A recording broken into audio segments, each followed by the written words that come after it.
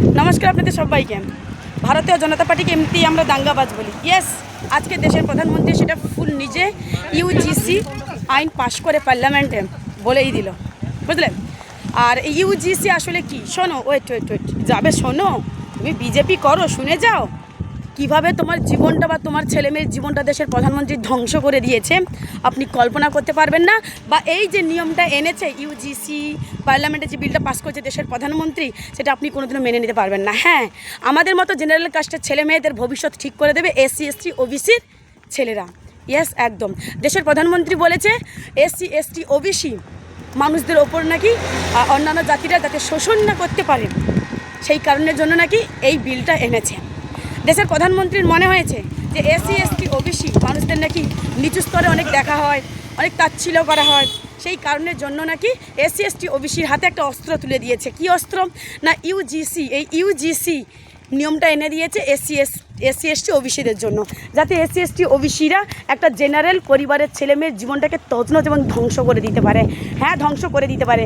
আগামী দিনে আপনি তো ভারতীয় জনতা পার্টি করছেন, আমি 100% আপনারা মেনে নিতে পারবেন না। আপনি কি চাইবেন আপনার কলেজে অর্থাৎ প্রত্যেকটা বিশ্ববিদ্যালয়ে দেশের প্রধানমন্ত্রী একটা কমিটি গঠন করতে চাইছে। সেই কমিটি কি না, সেই কমিটি হবে এসসি এসটি ওবিসির ছেলেমেয়েরা ঠিক করবে জেনারেল কাস্টের ছেলেমেয়েদের ভবিষ্যৎ কী হবে। এই কারণের জন্য ধরো এসসি এসটি ওবিসির ছেলেরা কোনো একটা কারণে, শত্রুর কারণে একটা জেনারেল কাস্টের ছেলের নামে একটা মিথ্যা অভিযোগ দিল। কী অভিযোগ দিল?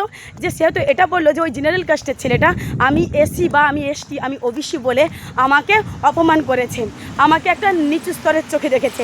ব্যাস, এটা যদি শুনুন, একটা কথা বলি, এই অভিযোগটা একবারের জন্য যদি করেন ওই এসসি এসটি ওবিসির ছেলেটা জেনারেল কাস্টের ছেলের নামে, তাহলে কিন্তু চাইলে ওই কমিটি ওই জেনারেল কাস্টের ছেলের সমস্ত ডিগ্রি সার্টিফিকেট কেড়ে নিতে পারে, কেড়ে তার জীবনটাকে ধ্বংস করে দিতে পারে।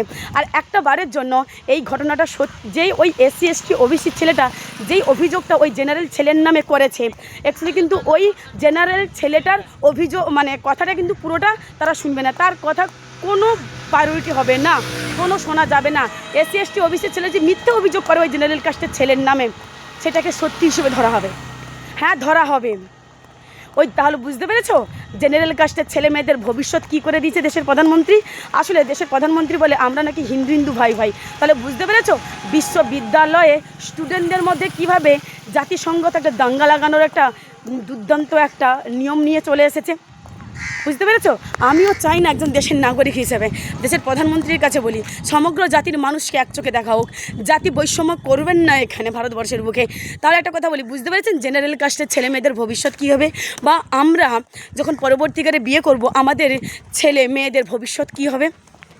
বুঝতে পেরেছো মা কাকি জেঠি? আমি বারবার বলি, আসলে কি জানেন তো, এসসি এসটি ওবিসি পুরো কেন্দ্রীয় ক্যাবিনেটে তো এসসি এসটি ওবিসিতে ভরে গেছে, বুঝলেন। আর দেখুন, এই বিষয় নিয়ে কিন্তু কোনো সাংসদ, কোনো বিধায়ক, কোনো মেয়র একটাবার যেন মুখ খুলছে না। কেন জানেন? হতে পারে আমি দল করি, কিন্তু তারা তো ঠিক করে নিয়েছে তাদের ছেলের ভবিষ্যৎ কী হবে। আর আমাদের, বুঝলেন, মানে আমি না বুঝতে পারছি না চাইছেটা কি।